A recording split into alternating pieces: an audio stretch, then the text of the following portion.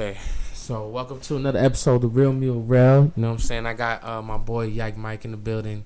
You wanna introduce yourself, bro? Sure, one and only, not a clone. You already know. Look me up. Yes, sir. One of the legendary producers in the game. Got all types of music with people all the way from the IE to LA. He holds it down. Once again, I just appreciate you coming in, bro. So let's just get to the beginning, bro. So how did you get into producing, bro? I just love music, so I wanted to learn how to make my own music.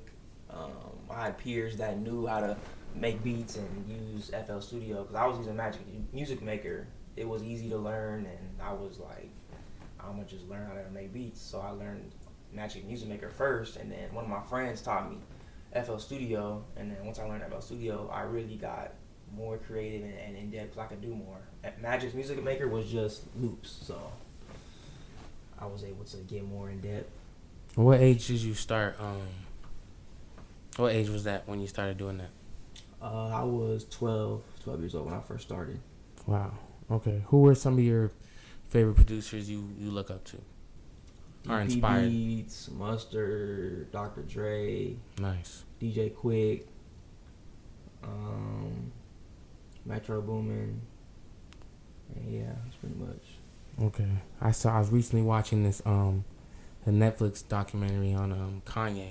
Did you? Oh yeah, have you seen Kanye that? too for Did sure. you see Genius? You know what I'm talking about? I just finished the series. Nice, right? Couple days ago. Did you know all that stuff before they put it? I didn't know. Honestly, I didn't really know. I knew he made beats, but I didn't know in depth like he was really making beats before he was an artist. Like I thought he was an artist first, and he was just kind of making beats too. But I didn't know he was starting off as a producer and then rapping, trying to get a deal, and going. Yeah. Did you see the part like where he like the song All Falls Down? Yeah. And he's like playing it for like all these record labels, and they're just like not even like acknowledging. I was like, dang, like come on, like I didn't know that. It was that hard for him to like really get himself. You know what I mean? I thought I thought it was one of the situations where he just had like that song or something like, and it just blew up, and then one thing led to another. You know what I mean? Yeah. But I didn't know it was like more of a grind like that.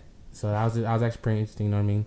So it just reminds me, just from talking like producer standpoint, I just recently watched that, so I just want to know your take on that. Okay, so some of your projects that are out right now. So like with your collabs with Blueface and AZ Yike and Rucci and all those and everything like that. You want to discuss like how it was working with those artists? That 2017, that 2018 where shit was just kind of like blown up like crazy. You want to talk like how it was, bro?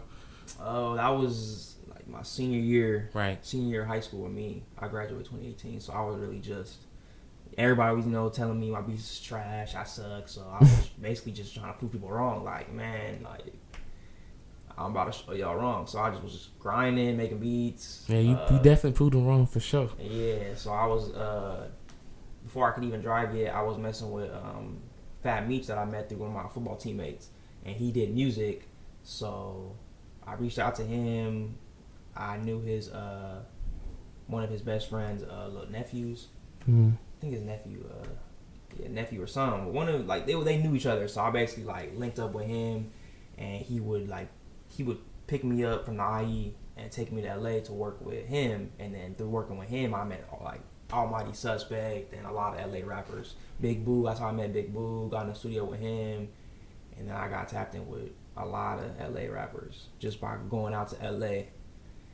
Was it hard getting like all the equipment to do that type of stuff? Like as you kept growing and progressing, like as you kept going on and kept doing and kept getting better at beats? Did you have to like get more equipment to do that, or like was it hard? Was that kind of hard doing, or? Well, I started off on like computer speakers. Like I had a desktop. Okay. Now I use a laptop, but before I only had my desktop. And then I would just make beats off my desktop, use the speakers that it came with, and just make beats off that. But as I started getting money and Christmas money or whatever, like, yes, I was also like selling shoes. I would resell shoes on the side. So I would just save up money. And then my main goals when I saved those, I just bought my monitors, my speakers, my studio monitors, and I bought the interface. And then as soon as I got that, I just started going crazy off that. Like that's all I needed. And then I got a laptop for Christmas.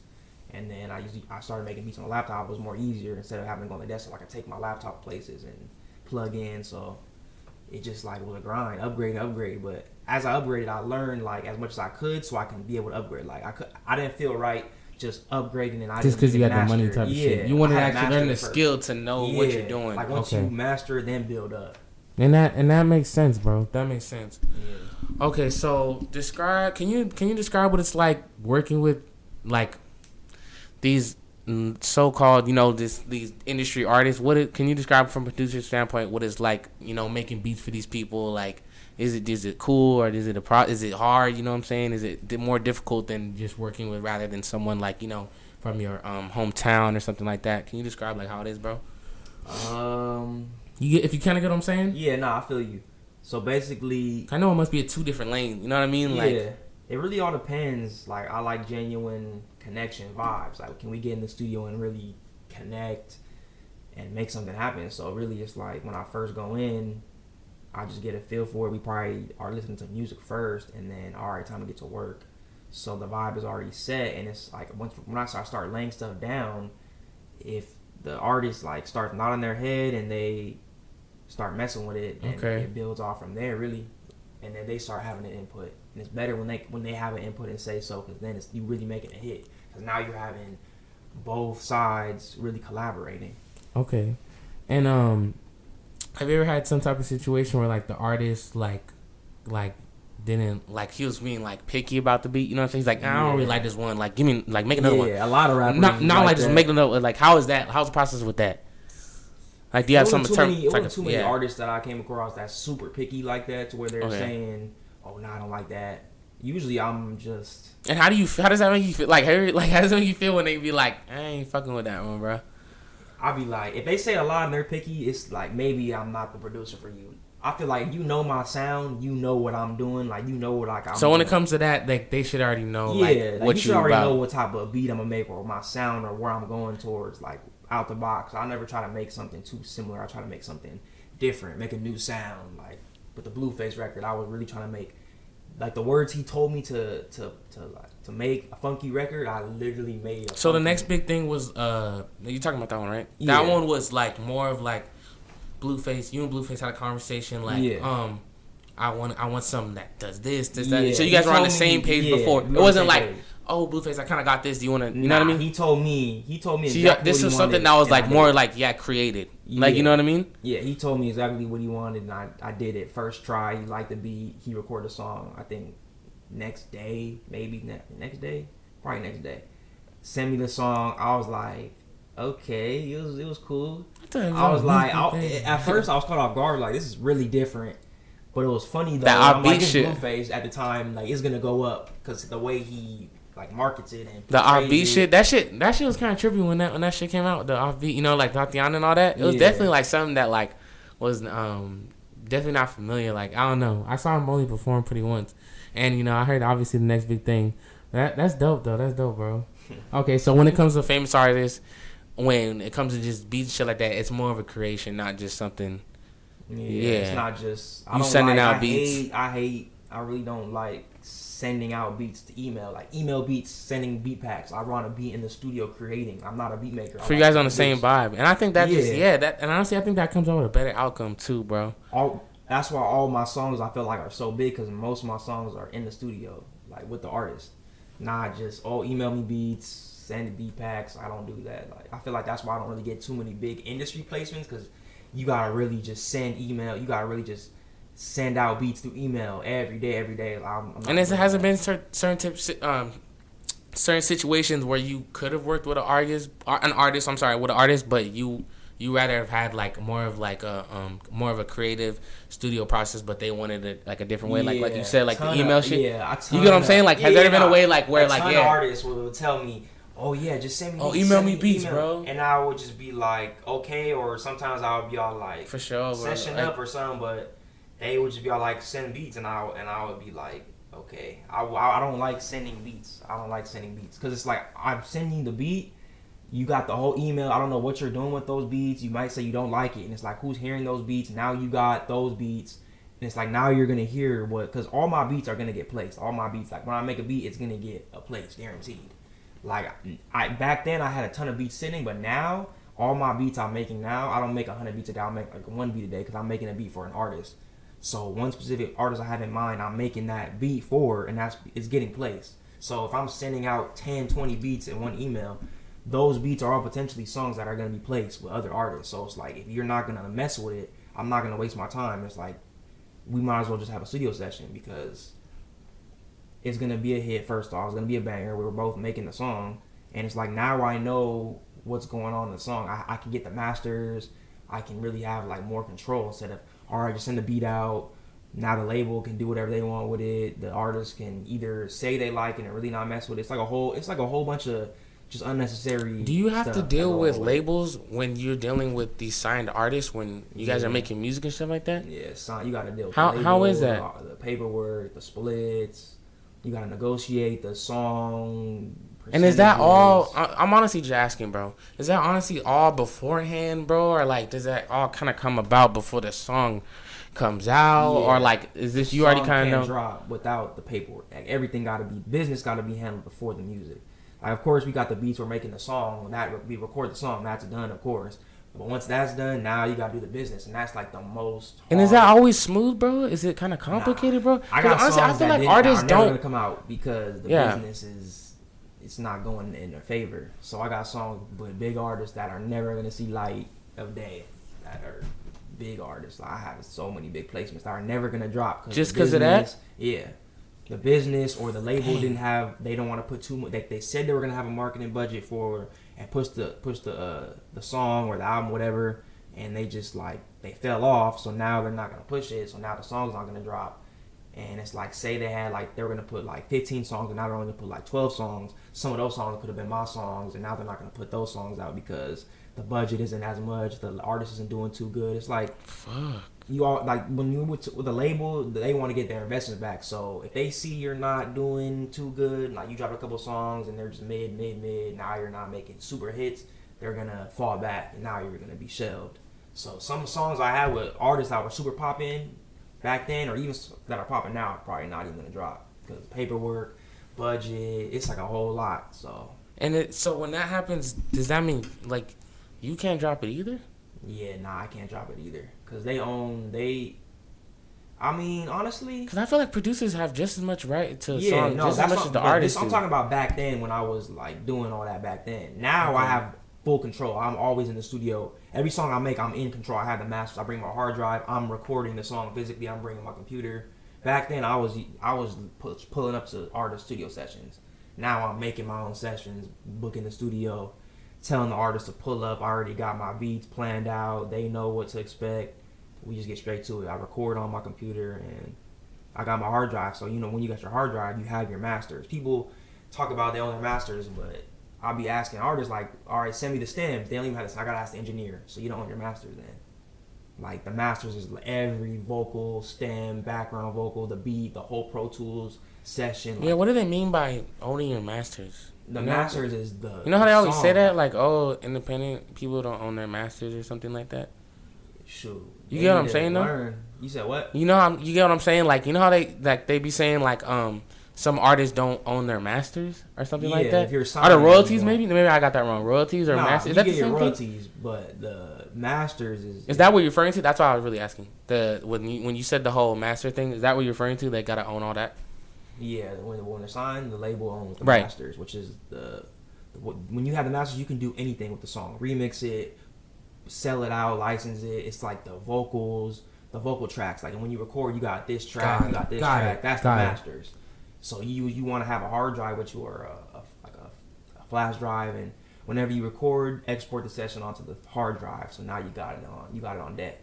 And when you have the masters, you can take it to any engineer, any studio, remix it, mix it again, take things out. It's like the whole song. You can't do nothing with just the MP3 bounce file. You can't do nothing with that. The label or whatever song is trying to push it, or whatever entity is trying to push the song, they need all the whole stems, the masters. Wow. And I didn't even know it was that complicated because I feel like now we don't really see a lot of like the paperwork label, like how all that comes about. You know what I'm saying? I feel like from our standpoint, we just see the song come out. You know what I mean? Yeah, but we don't really know like the like, you know what I mean? Like how that all came. And I'm always curious. You know what I mean? Just knowing people like you that actually are making the song and actually doing it and stuff like that. So I appreciate you actually like, you know, letting me know and actually explaining all that. And I always been curious like that on how that all works, bro, because I never really knew behind the label side and the paperwork and the masters and all that type of stuff. Yeah. That's really crazy, bro. And that must, like you said, gets in the way of you grinding and working with artists, right? Yeah. Because it's more than just you and an artist. It's because like you and an artist and their label. You know what I mean? All these different hands. Right. It's a lot. Everybody's hand in the pie. That must be tough, bro. Yeah, it is for sure. It's so tough. It's a lot of work. Man, okay, Mike. I got a really important question for you, bro. Can you tell us what really grinds your gears? So, what grinds my gears? Go ahead, Let me tell you what really grinds my gears. I really want to hear it, bro. What really grinds my gears is when artists likes one of my beats. Oh, yeah, I want to use that beat. I'm like, bet. They go to a studio session. Days pass. Weeks pass. Studio sessions pass. Months pass. Hey, bro, did you ever record on that beat I sent you that you said you liked so much? Oh, nah, I ain't recorded yet. But you just said you messed with it. How have you not recorded on it? But you've had like what 6 sessions? You've been to you haven't recorded on the beat you wanted so bad that you was messing with. But you ain't recorded a song. You ain't recorded on it yet. And it's like, all right, I'm gonna get that beat to somebody else. Then it's like, don't get mad. Like I'm not waiting on you. Like, is there usually a time limit where you say, Mike, where you're like, you know what, you like, what's your time limit? Is it like that's another question?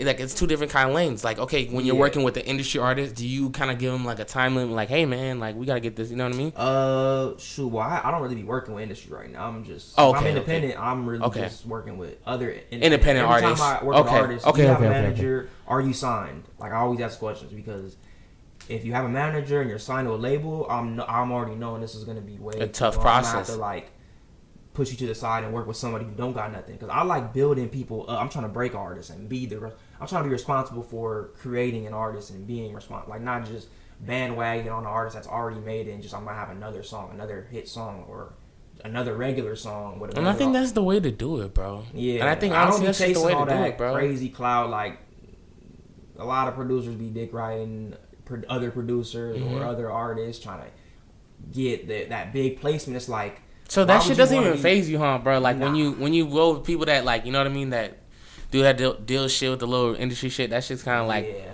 you're already kind of like who's next. Like it gotta be really in my favor if I work with a industry artist. Like they're gonna make.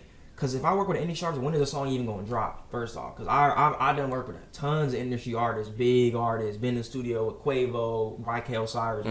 It's like those songs, are they even gonna drop? I'm not trying to waste my time. I'm trying to make music because I like making music. I think I once saw you in the studio with E40. Yeah, E40. That's dope, bro. How was that? Was that a vibe, man? Man, super cool. E40 is probably one of the coolest rappers I've ever met. Were you guys in the Bay at the time, or was that here in LA? That was in LA, yeah. That was in North Hollywood studio.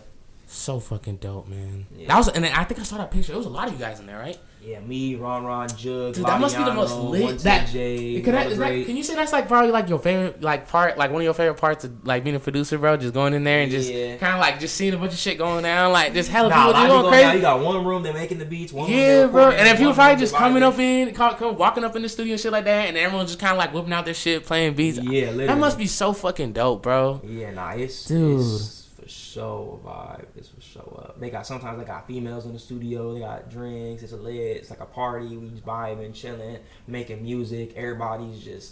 Nobody's in a bad mood. Like everybody's just being creative. Everybody's in there to make a banger, a song. Everybody's in there collaborating. Like hits are being made, literally. And you're doing it, and on top of that, you're doing like what you love at the same time. You know what I'm saying? Yeah. Like you're working, but you're really doing something that you're passionate about, bro. Yeah, nah, it's undefeated. Okay, that's dope, bro. All right, so right now, currently, you want to say like any type of producers you've been fucking with lately? Is there any type of new producers on the come up that you want to? New producers on the come up that maybe that you've been fucking with, or it's just kind of been. Ivan Drago, he's coming up out of the IE. He's unique for sure. Got his own sound. I've been messing with him. He's younger. I like messing with the younger people. I don't really mess with too many older people that are older. Like I like messing with the new upcoming people. everybody that's upcoming or younger, like that's on the rise. I wanna kind of have a part in like helping them get up, or even like mentoring them or teaching them the right way to go, because I wish I would have had that coming up, so I would have easily been able to just shoot up, because I had to learn a lot. I had a ton of mistakes, go through trials and tribulations. Yep. I had to really learn a lot along the way that I wish I would have learned. I would have knew back then, so I could have been way more up, like more established earlier. So it's like it's all really just God's timing. But yeah, I'm working with a lot of upcoming producers for sure. Who would you say is the most honing down right now for the IE, like artists? 32 right now is getting a lot of recognition coming up. 32 from the 4L. 32 and okay. Girls Love Dev, he's coming up. He got established right now. And then Morgan C is like one of like probably the distinct ones that's coming up. Morgan C. Most definitely. There's a lot of rappers out here that sounding like the same as the next person. It's like I don't really see you count as a artist. You're just trying to be a clone of somebody else. There's a lot of those out here in IE.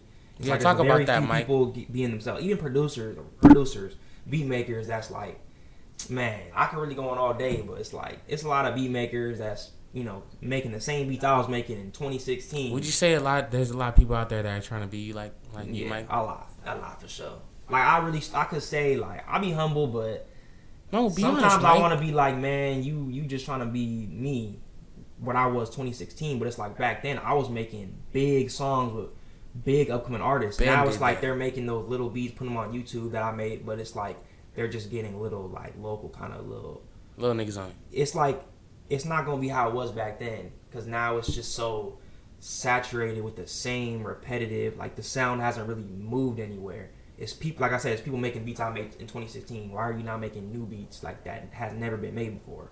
Like that wave of, like Ron did the traffic music, so he started that wave.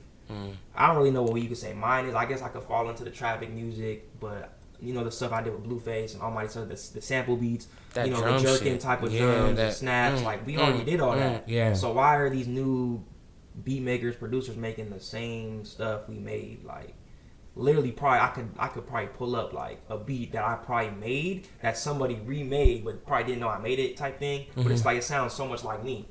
And it's like the sound is like we're supposed to be elevating. Like that's why Cali is last place. Like our sound has been in the same place for a long time now. We haven't changed the sound.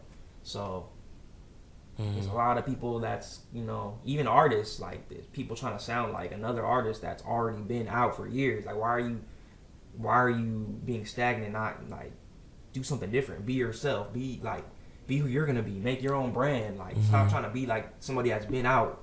Type thing. I feel like we're at low-key at the end of an era, bro. Like because you fuck with Draco, right? Yeah. Bro, like, the thing with that though, I would say is that's what I'm saying about like the traffic music and all that. That was like that wave we've had for a couple years. Yeah, Greedo. But right now, I'm gonna be honest. The IE could kind of like maybe surpass LA.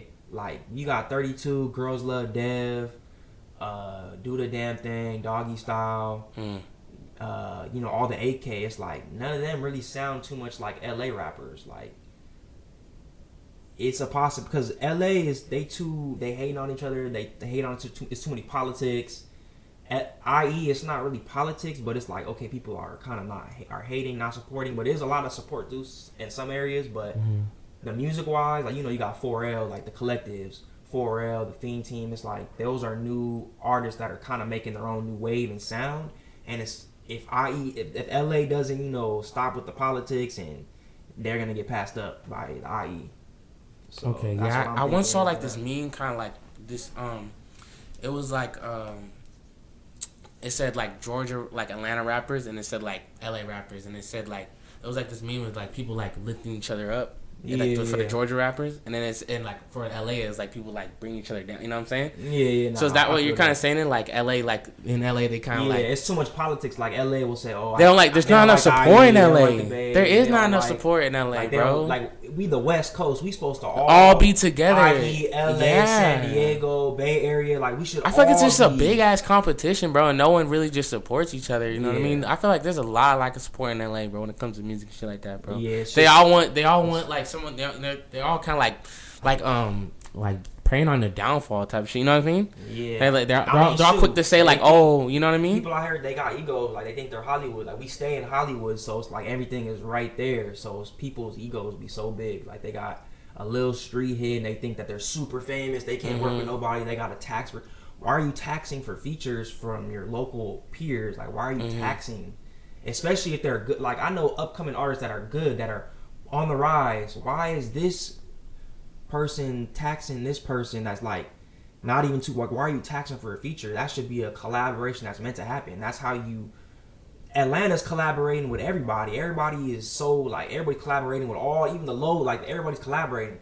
Out here, people are taxing, politicking, throwing shit. Oh, you're from the IE, you suck, you're from the Bay Area, like, where you're from LA, it's not you're even, from that hood. Like, they make it more about politics. Why is it all right. politics? It's not even really about music at that point. You know what I mean? It's all about, you know what I mean? Music ain't as lively as it was. It's all just.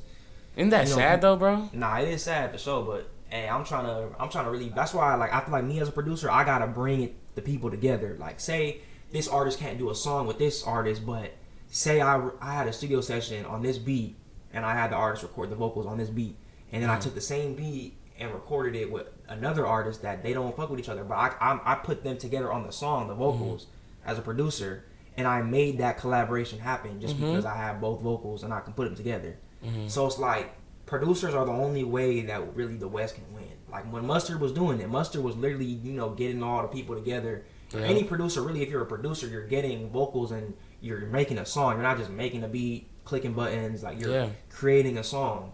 So it's like, if the producers start doing that out here and, you know, collaborating, dropping these songs, then it's like we might have a chance. One thing I wanted to add, so me personally, like Mike was saying, being a producer and everything like that on the come up, you got to work with, you know, different artists and everything like that, and you got to be wanting to create something and not just, you know, like you said, not just ride off of one artist. You know what I mean? And I think, like you said, that's a big part. So me personally, Mike is honestly different from all these other little producers and anything like that. When I do music personally and everything like that, and when I wanted to do a song with Mike, there was no problem. He just said, you know, he was just straight to what type of beat you want. There was no, like, you know what I mean? And not a lot of producers are like that. You know what I mean? Not a lot of producers actually, you know, take the time of day or just want to work with, you know, up-and-coming people that are just trying to come up. You know what I mean? Yeah. So I'm glad that you actually brought that up, and that's what makes Mike so different from all these other producers out here. You know, because at the end of the day, he really doesn't have to he can really work with whoever the fuck he wants. You know what I mean? But he's such, like, into creating and, you know, trying to start something that he don't do that. You know what I mean? So I wanted to actually just comment that on myself, and I do appreciate that, bro. For real, bro. And that's why I fuck with you so much, Mike, bro, on some real shit, bro.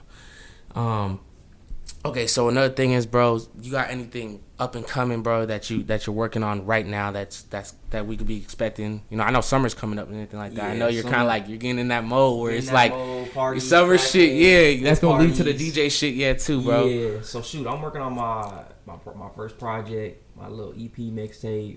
Dude, I don't have one. I'm excited, bro. My first one this summer. I think this summer. Summer bangers. Summer bangers, pool parties. Like, I want you to be able to play my whole thing. Just you can just put the mixtape on at the party, and you don't even gotta have a DJ. You just have that playing. Like, every song is gonna be a banger. It's gonna be a vibe, a little ratchet, a little smooth vibe, wavy vibes. Like, I'm gonna make sure it's just all just fire. Like, you gonna be moving. It's gonna make you move. Type of shit. Yeah. Okay, so you ready for this shit? I think hopefully this summer, the way things are going, I think it should be good this summer, right? That's what I'm saying. You know what I mean, right? Yeah. Because I wanted to drop my project last year, but I know things were looking like it looked like it kept going back and forth. Like, it was like better, then it wasn't getting better, then like a new variant came out, and then like we're on quarantine. Yeah, I mean, so I understand. You know what I'm saying? Yeah. So I think we're all just kind of like hoping at this point, like. That it just keeps going better. Yeah, you know what I mean?